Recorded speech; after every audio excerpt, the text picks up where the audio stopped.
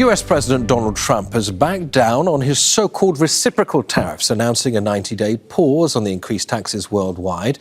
Trump says his government will still impose a universal 10% levy, but China is the only exception. Tariffs on Chinese goods have been increased to 125% after Beijing retaliated with its own taxes on US products. Fraser Howey is an analyst and co-author of Privatizing China and Red Capitalism. He says Trump's global trade war was really about China all along.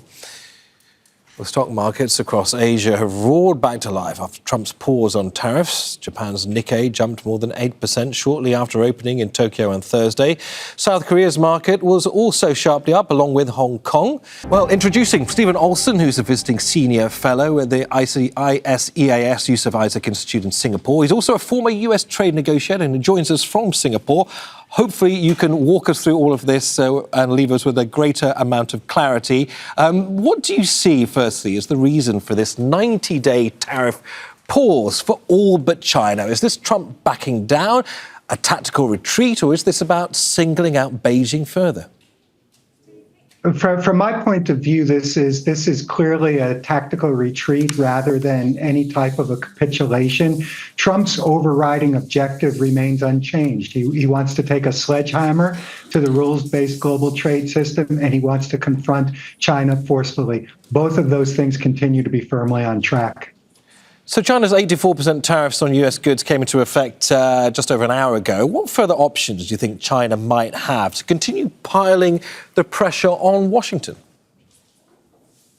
Well, Beijing has done a very good job in recent years at building out a very robust set of sort of a retaliatory toolbox. So from my point of view, I think the tariffs are really just the beginning. Beijing has a variety of means at its disposal to make life very difficult for U.S. multinational corporations in China that are dependent on the market.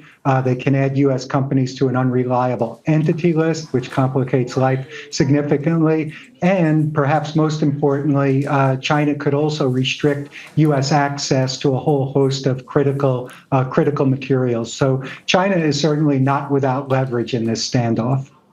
You seem to suggest it seems to have learned something between the Trump presidency 1.0 and Trump presidency 2.0 in terms of what it has exactly in its toolbox.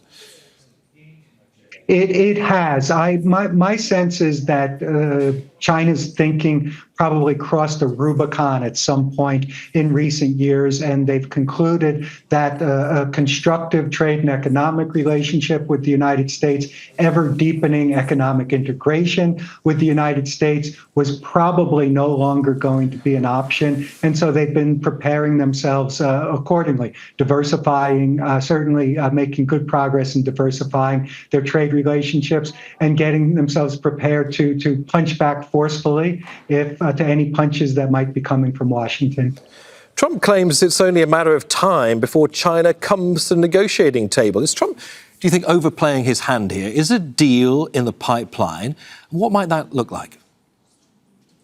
Well, I think it's in the interest of both countries at some point to diffuse this situation. So I think at some point we're headed towards a negotiating table where I think there'll be an effort to strike some type of a grand bargain, certainly covering the trade issues, but also investment issues, potentially specific corporate issues, and maybe even bringing in security considerations as well. I'm not expecting that to happen next week, though. I think things will get worse before they get better as both sides ratchet up the pressure. But again, I think at some point, inevitably, we're headed to a negotiating table here. Now, there is another danger for the United States in all of this, that all this Trump-instigated economic chaos, I think it's fair to call it that, might see countries start to see China as a more reliable country to do business with. I mean, China is the biggest trading partner for, I understand, around 100 countries in the region and beyond. Might that number potentially increase?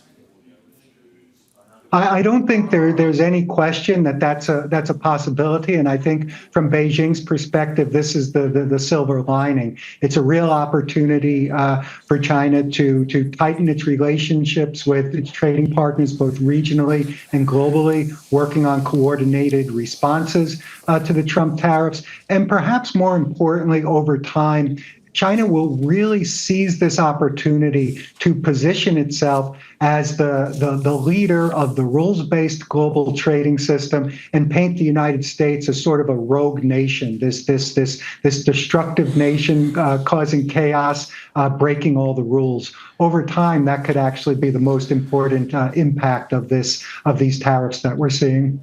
All right, Stephen, we end this conversation with much greater clarity on all of this. Stephen Olson from ISEAS, the Yusof Ishak Institute in Singapore. Pleasure to have you on Al Jazeera. Thank you. Make sure to subscribe to our channel to get the latest news from Al Jazeera.